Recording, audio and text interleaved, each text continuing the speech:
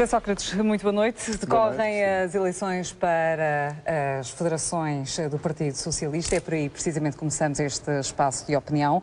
Os apoiantes de António Costa, cujo também tem o seu apoio, António Costa. Entre os quais eu me conto. Exatamente.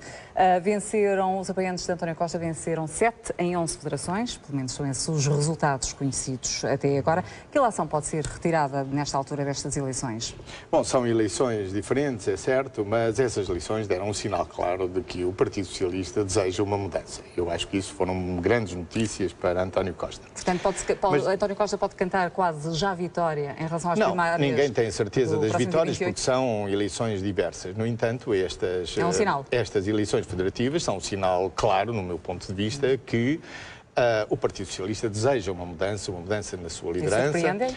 Não me surpreende. É exatamente este o sentimento que eu pensava que o Partido Socialista tinha. Mas deixe-me dizer-lhe o seguinte, quer dizer, as primárias do Partido Socialista são o grande acontecimento da rentrée política. Isto é, estas eleições vão determinar aquilo que vai ser o fim do ciclo político deste governo.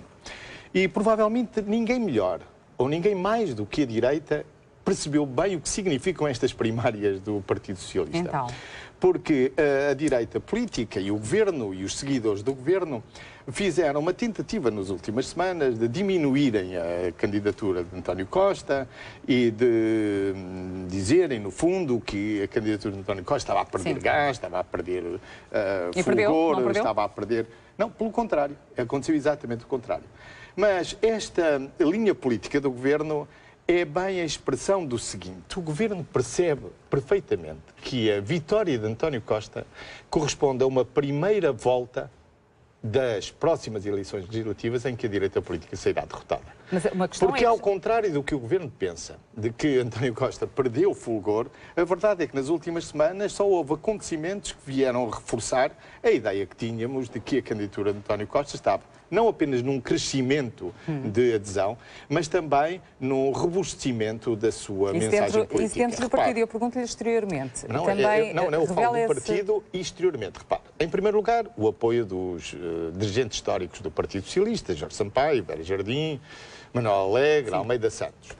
Por outro lado, o apoio também dos presidentes das câmaras do Partido Socialista, maioritariamente ao lado de António Costa. Também o apoio das conselhias.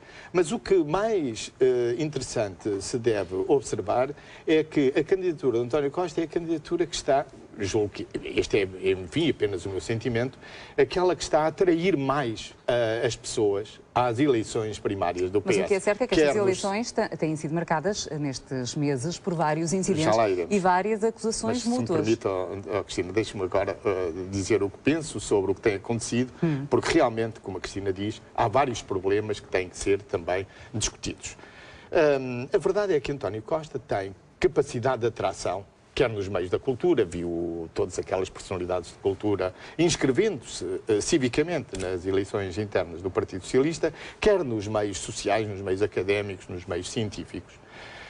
E por isso não tenho dúvidas em poder dizer que a direita política percebeu muito bem que António Costa era, digamos assim, o seu adversário. Mas como é que fica o partido? De certa forma, mas já vamos aos incidentes, não penso que estou a fugir à sua pergunta, eu já irei aos incidentes.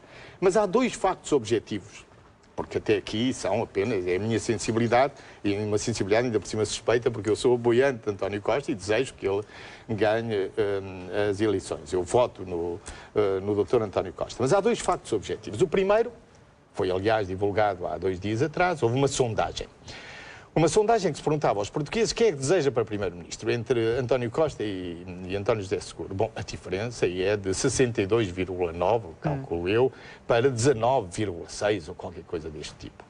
É claro, nós podemos dizer, bom, as sondagens são o que são. E há outras também, não é? Não, mas as outras são muito semelhantes a esta, Cristina. As outras são todas muito semelhantes a esta.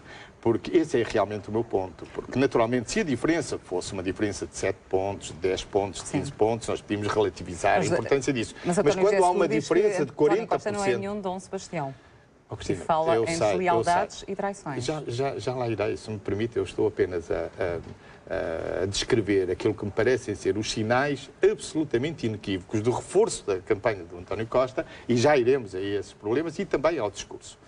Porque realmente, quando há uma diferença entre 60% de portugueses que acham que António Costa deve ser o líder do PS e o candidato a primeiro-ministro, ou melhor, que o preferem para primeiro-ministro, e 19% do outro lado, nós temos que concluir que o país já escolheu. E o país deseja António Costa. E o Partido Socialista compreendeu isso muito bem. Mas acha que o país... Mas em segundo lugar, se me dá licença, só para sublinhar também um outro dado objetivo. Porque antes falei de dados de impressões. E agora estou a referir 2 dados objetivos. As sondagens, mas há também aquilo que foram os resultados ontem que viu das federações.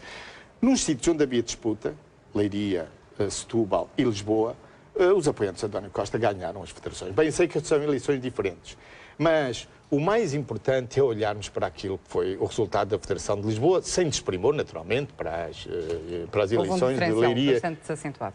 80-20.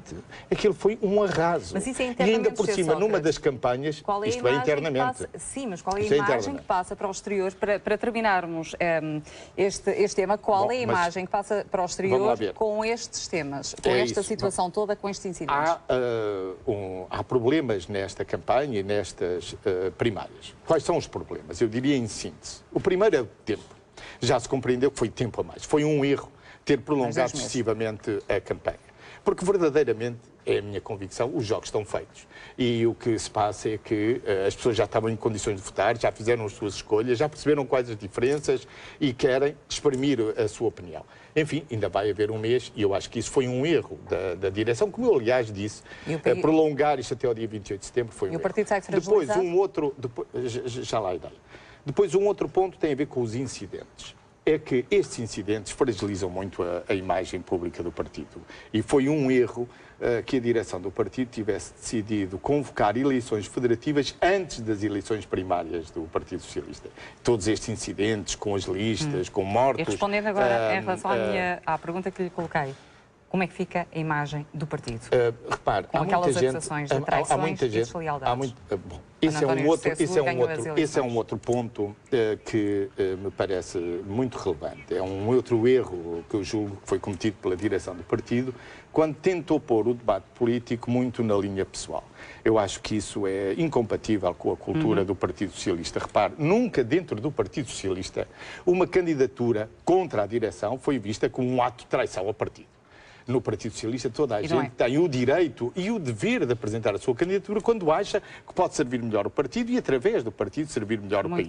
Mas todos aqueles que pensam, como alguns confundem os seus desejos com a realidade, que o Partido Socialista vai sair diminuído destas eleições, cometem um grande erro. Avançar. Porque a avaliação que faço é que o Partido Socialista vai sair reforçado depois deste debate e o líder vai sair legitimado numa votação que nunca existiu dentro do partido. Vamos ver o que é que vai acontecer no dia 28 e teremos a oportunidade de falar até lá.